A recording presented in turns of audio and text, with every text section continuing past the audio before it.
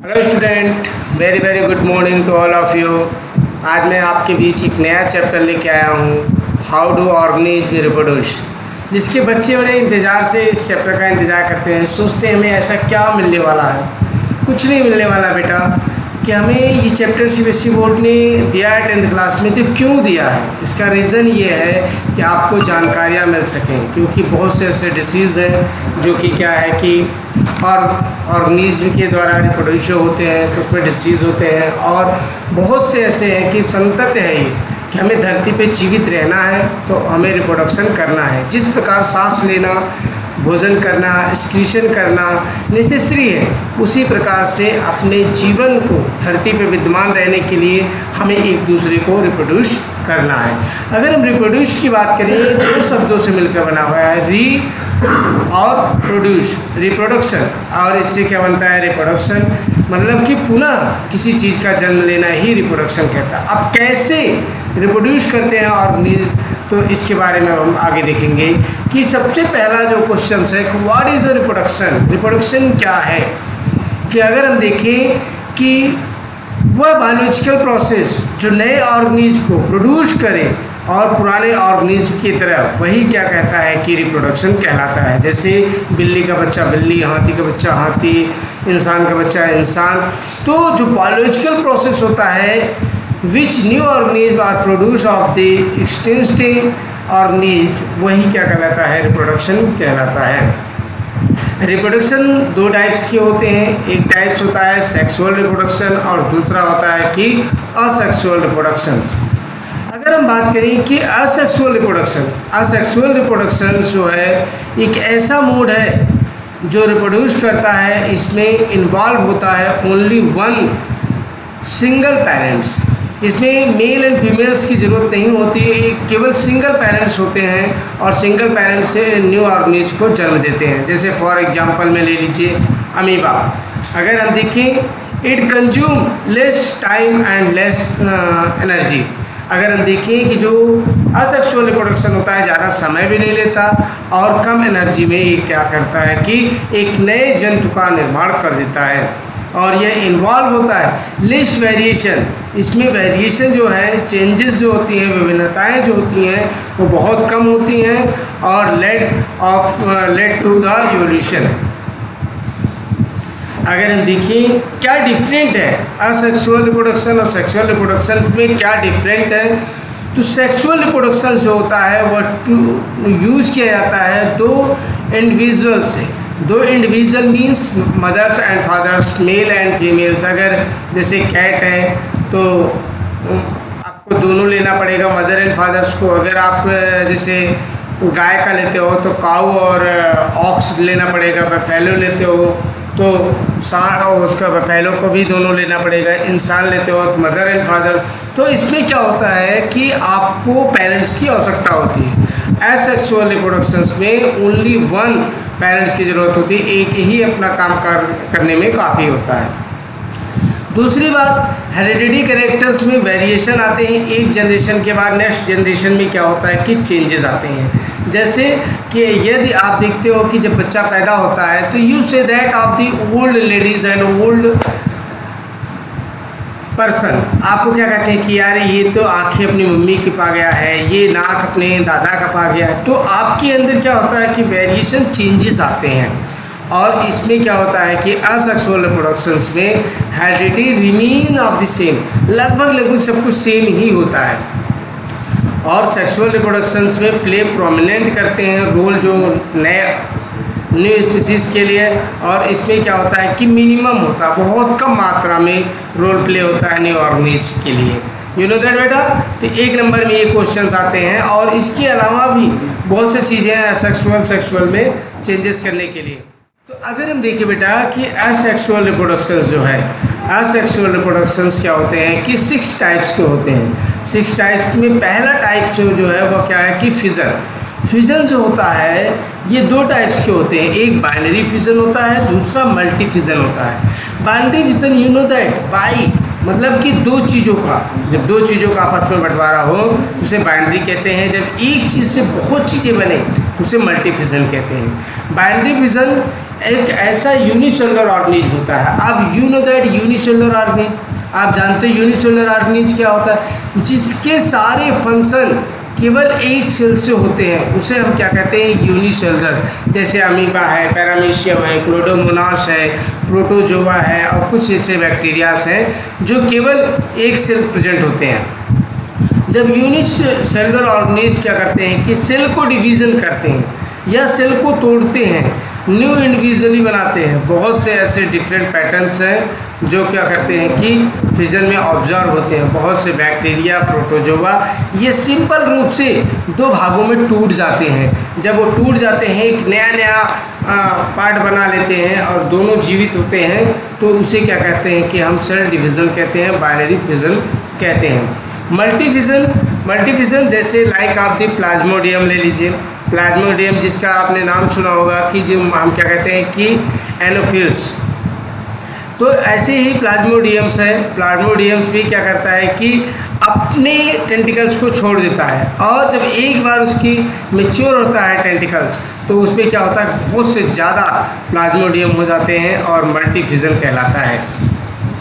दूसरी चीज़ multi fission अगर हम बात करते हैं कि एक प्लाज्मोडियम्स जिसमें उसमें न्यूक्लियस होता है, साइटोप्लाज्म होता है सेल के अंदर, जिसमें साइजोन्ट होते हैं, और ये जब मेडअप होता है धीरे धीरे बनता है तो मेनी डॉटर सेल के प्रोसेस से बनता है। बाद में इसकी जो बाहरी सिस्ट होती है वो टूट जाती है और मेनी डॉटर सेल्स को क्या करती है कि रिलीज़ करती है और बहुत सारे प्लाज्मोडियम बन जाते हैं।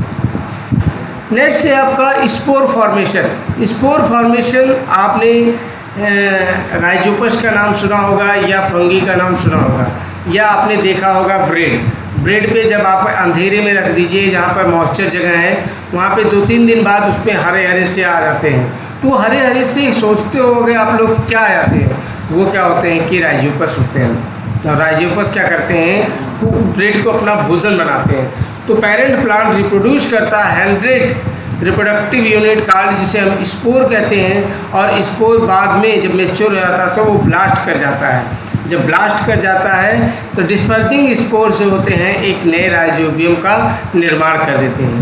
और स्पोर फॉर्मेशन एक ऐसा मेथड है एसेक्सुअल्स का जो बहुत ज़्यादा संख्या में क्या करता है, स्टोरेज करता है सैक को, जिसको हम क्या कहते हैं कि स्पोंजिया कहते हैं। जब स्पोंजिया ब्रस्ट हो जाता है माइन्यूट सिंगल सेल्स में, तो वो बहुत थीन और थिक वाल्स होते हैं जिसको हम स्पोर ऑप्टेंड कहते हैं, और यह सस्टेनेबल होता है कंडीशन में और न्यू प्लांट्स को क्या करता है कि डेवलप करता है। बेटा स्पोर फॉर्मेशन के पेपर में आ जाता है कि 1 एग्जाम्पल लिखिए, तो आप राइजोपस या फंगी का एग्जाम्पल दे सकते हैं। दूसरी बात है आपकी, नेक्स्ट आपका है कि बडिंग क्या है कि एक ऐसा न्यू ऑर्गेनिज्म है जो डेवलप करता है किससे, out growth of the birds, कि जैसे कोई चीज़ है, अब उसमें क्या है कि धीरे धीरे आपने चना देखा होगा या आपने और दाल के कोई फसल देखे होंगे, मटर देखे होंगे, उसमें धीरे धीरे क्या होता है कि बर्ड निकलते हैं। जब वो बर्ड निकल जाते हैं तो वही बर्ड धीरे धीरे क्या करते हैं कि डेवलप करते हैं। जब वो डेवलप करते हैं तो क्या बनते हैं कि नया एक हाइड्रा बना लेते हैं, या आपने रोज़ में देखा होगा कली, तो ये नए हाइड्रा का क्या करते हैं कि निर्माण करते हैं, और इसी को क्या कहते हैं कि ईस्ट में भी होता है। ईस्ट सेल पहले फर्स्ट स्टेज में देखिए, फिर सेकंड स्टेज में देखिए कैसे उसका शेप चेंज हो जाता है, थर्ड स्टेप में न्यू बर्ड निकल जाता है, और थर्ड स्टेप में क्या करता है न्यू बर्ड अपने आप को सिस्ट को अलग कर लेता है, तो एक नया चेन बना लेता है बर्ड का। तो ईस्ट भी क्या करता है कि बर्डिंग करता है, हाइड्रा भी क्या करता है, बर्डिंग करता है। नेक्स्ट है फर्मेंटेशन। आप जाते होगे गांव में या आप जाते होगे कहीं स्विमिंग पूल में, देखते होगे कि या जहाँ पर मॉइस्चर रहता है वहाँ पर आपको हरा हरा कुछ दिखाई देता है। हरे हरे में ग्रीन एल्गीज होते हैं, और जिसको हम क्या कहते हैं कि स्पाइरोगायरा कहते हैं। स्पाइरोगायरा ये विदेशों में सलाद के रूप में काम आता है। बहुत ज़्यादा प्रोटीन की इसमें क्या होती है कि मात्रा पाई जाती है। और स्पाइरोगायरा एक ऐसा, मतलब जिसे हिंदी में कह सकते हो कि आप काई पेरेंट्स ब्रीड डाउन ये मल्टीपल स्पीसीज बीज डाउन करते हैं, जब मेच्योर होते हैं तो टूट जाते हैं और जितनी बार टूटेंगी उतनी बार एक नया स्पाइरोगाइरो को जन्म देते हैं।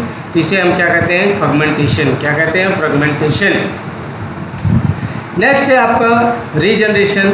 रीजनरेशन एक ऐसा जनरेशन में प्लेनेरिया का होता है और प्लेनेरिया को क्या करते हैं कि जितनी बार आप काटोगे उतनी बार क्या होता है कि एक नया अलग प्लेनेरिया पैदा कर लेता है। और अगर हम देखें कि एक नया प्लेनेरिया जब पैदा करता है तो अगर हम इसमें देखें कि सीन हाइड्रा प्लेनेरिया को वो करता है और प्लेनेरिया भी क्या करता है कि रीजनरेशन में आता है। यू नो दैट बच्चा, समझ में आ गया होगा आपको।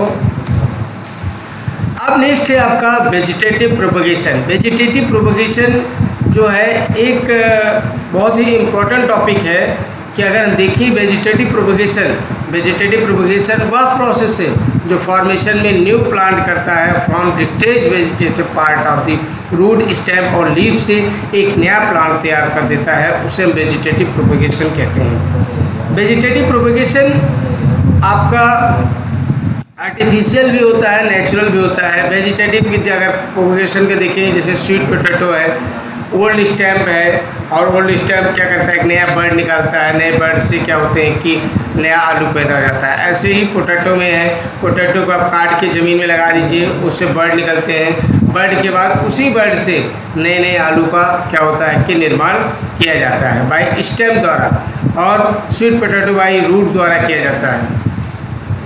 लीफ द्वारा अगर बात किया जाए तो ब्रायोफाइलम है। ब्रायोफाइलम जो होता है कि ब्रायोफाइलम ये क्या होता है कि एक पत्ता होता है और ये पत्ता क्या होता है कि जब गिर जाता है नीचे तो पत्ते जब मिट्टी में जाता है उसी से बर्ड निकलना शुरू हो जाते हैं और उसी से पत्ते से एक प्लांट तैयार हो जाता है जिसे हम क्या कहते हैं? बाय लीफ वेजिटेटिव प्रोपगेशन, और इस ब्रायोफाइलम के द्वारा होता है। अब इस पे बात आती है कि जो मैंने आपको बात किया कि आपको वेजिटेटिव प्रोपगेशन किस में होता है और आर्टिफिशियल होता है, तो सबसे पहले इसमें क्या होता है कि कटिंग होती है। क्या होती है? कटिंग होती है। जैसे आप सपोज दैट मान लीजिए कि दो आपने पेड़ ले लिया। अब दो पेड़ में आपका एक पेड़ में क्या हो रहा है कि एक आम हो रहा है जो इसकी आम की साइज़ क्या है? छोटी है। और जब आम छोटा है और उसमें क्या हो रहा है कि आपको मीठा है, दूसरा आम आपका बहुत बड़ा है लेकिन वो खट्टा है, तो मार्केट में दोनों की वैल्यू क्या है? बेकार है। क्या है? बेकार है। अगर मार्केट में दोनों की वैल्यू बेकार है तो आपको फिर से पेड़ लगा के उगाने में बहुत टाइम लग जाएगा। तो इसलिए क्या करते हैं कि हाफ इसको काट देते हैं और हाफ इसको काटते हैं। जब काटने की प्रोसेस को कटिंग बोलते हैं और उसके बाद उन दोनों को क्या करते हैं? ऐसा काटते हैं तिरछा कि एक दूसरे को चिपकाते हैं, चिपकाने के बाद उसको बांध देते हैं। जब उसको बैंड कर देते हैं तो जॉइन कर देते हैं कि जो नया प्लांट आएगा वो थोड़ा सा बड़ा होगा और थोड़ा सा मीठा होगा, दोनों क्वालिटी मिल जाएगी। तो ये काम जो होता है तो मिनिमम टाइम में हो जाता है, बहुत कम समय में प्लांट तैयार हो जाता है, जिसे हम क्या कहते हैं कि एप्पल के लिए, मैंगो के लिए या पीचेस के लिए इस्तेमाल किया जाता है। इसे हम ग्राफ्टिंग कहते हैं। क्या कहते हैं? ग्राफ्टिंग कहते हैं। ग्राफ्टिंग का एक एग्जांपल और ले लीजिए। जैसे आप देखिए कि सफ़ेद गुलाब है और लाल गुलाब, तो आज आपको मार्केट में any types of rose found in, बहुत टाइप्स के रोज़ मिलते हैं। वो कैसे होते हैं? इसी के माध्यम से ग्राफ्टिंग की जाती है, उसको कटिंग की जाती है, इसके माध्यम से मिलते हैं। दूसरी चीज़ लेयरिंग। लेयरिंग में आप जानते हो, बहुत देखा भी होगा कि पेड़ के नीचे पेड़ का उगना। अब जो बड़े बड़े पेड़ हैं जैसे बनियान ट्री है, बरगद है, ये क्या होते हैं कि ये जब बड़े पेड़ होते हैं जब ऊपर जाते हैं तो इनकी टहनियाँ नीचे आती हैं। जब वो नीचे आती हैं तो ज़मीन में जैसे टच करती हैं तो ज़मीन में क्या होता है कि उसमें रूट्स ग्रो कर जाते हैं। जब रूट्स डेवलप कर जाते हैं तो रूट्स के माध्यम से फिर जब नीचे से वाटर्स मिनरल्स को लेने लगते हैं तो वह क्या करते हैं कि नए प्लांट्स को निर्माण कर देते हैं। इस चीज़ को हम क्या कहते हैं? लेयरिंग कहते हैं। क्या कहते हैं? लेयरिंग कहते हैं। दूसरा कटिंग। कटिंग मैंने आपको बता दिया, लेकिन एक बार फिर से समझ लीजिए कि एक स्मॉल पार्ट प्लांट्स का रिमूव करके, कट करके शार्प नाइफ से उसे कटिंग कहते हैं। कटिंग क्या होता है कि पेरेंट्स प्लांट्स होते हैं जो कुछ बर्ड टेकन करते हैं lower parts of the moistures में और वह क्या करते हैं कि दूसरे गमले में लगा देते हैं। दूसरी चीज़ अब आप बात आती है जिसके लिए आप लोग एक्साइटेड होते हो पढ़ने के लिए, जानकारी के लिए, सेक्सुअल रिप्रोडक्शन। सेक्सुअल रिप्रोडक्शंस में 2 पेरेंट्स क्या होते हैं कि इसमें इन्वॉल्व होते हैं। अगर 2 पेरेंट्स इन्वॉल्व होते हैं, 1 mails and 1 females, mail and females both produce करते हैं सेक्स सेल्स जिसको हम गैमेट्स कहते हैं। मेल जो होता है वह स्पर्म देता है, फीमेल जो होती है वो क्या करती है, ओवम देती है। मेल एंड फीमेल्स अगर बात करें कि together of fuse two forms of एन्यूज जाइगोट, जब ये दोनों मिलते हैं फ्यूल्स होते हैं तो जाइगोट बनता है। और इस चीज़ को जब जाइगोट का बनना ही क्या कहलाता है कि फर्टिलाइजेशन कहलाता है। अगर हम देखें जाइगोट ना बने तो हमारा जन्म ना हो, आपका जन्म ना हो, हमारे बच्चों का जन्म ना हो, हम लोग दुनिया में आए ही ना। इसलिए कि हम देखते हैं कि गैमेट स्पेशल टाइप के सेल होते हैं जो कंटेन करते हैं कि हाफ नंबर्स ऑफ क्रोमोसोम, आधे नंबर क्रोमोसोम प्रेजेंट के होते हैं मदर के और फादर्स के। अगर हम देखें इनका 22 पेयर्स जो होता है, 22 जोड़ा जिसको हम कहते हैं XX, वो क्या होता है कि सेम होता है। और 23 पेयर्स जो होते हैं फीमेल्स में, और वह 23 पेयर्स ही क्या होते हैं कि सेम होते हैं। अगर हम देखिए पहले लोग जब अनभिज्ञता थी, साइंस को लोग इतना नहीं जानते थे, जिसको 3 बेटियां 4 बेटियां हो जाती थी उसे क्या होता था, अभागा मानते थे। क्यों मानते थे, क्या दोष था स्त्रियों का? कोई दोष नहीं था। ये क्यों? क्योंकि हम लोग की जानकारी नहीं थी। उनके पास XX क्रोमोसोम पूरा होता 23, और वो डिपेंड करता है फादर्स पे। फादर्स के अंदर 22 जोड़े से होते हैं, XX होते हैं। जो 23 पेयर्स होता है, लास्ट वाला पेयर वो क्या होता है कि X एंड Y होता है। जब हम Y का संकरण कराते हैं तो वह क्या होता है, XY मिलता है, तो क्या होता है कि बॉयज़ पैदा होता है, XX मिलता है तो गर्ल्स पैदा होती है। ये होते हैं क्रोमोसोम। और father second chromosomes then and gametes, numbers of the chromosome same and so and will comes of the 2n।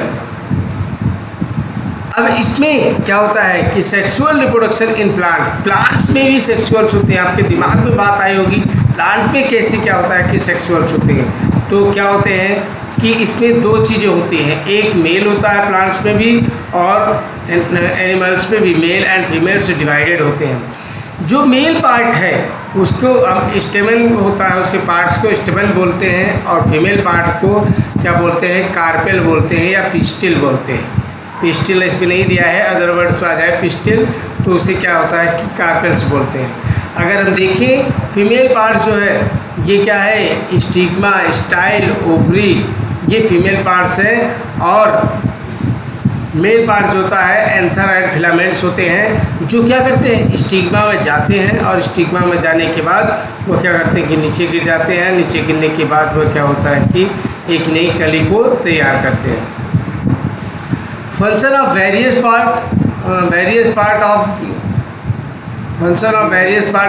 Part के फंक्शन क्या है, जैसे आपने अभी फिगर्स में देखा कि सेपल क्या है, वह ग्रीन कलर का पार्ट जो नीट पेटल्स पे लगे होते हैं, जो उनके बर्ड्स को सुरक्षा देते हैं कि वो टूटे ना, गिरे ना, इधर उधर बिखरे ना, सबको एक साथ क्या करते हैं कि जोड़ के चलते हैं। पेटल्स जो होता है ये कलरफुल होता है, ये एक ऐसा सेपल लेयर्स होता है जो क्या करता है अपने कलर से अट्रैक्ट करता है, इंसेक्ट को अट्रैक्ट करता है, हमें आपको अट्रैक्ट करता है, बटरफ्लाई को अट्रैक्ट करता है, जिससे कि ये लोग क्या करते हैं कि 1 प्लांट से 2 प्लांट्स में ये उसको रिप्रोड्यूस कराते हैं। और इसको हम कोलरा बोलते हैं कि जो पेटल्स क्या करता है, कलेक्टिव करता है, कोलरा।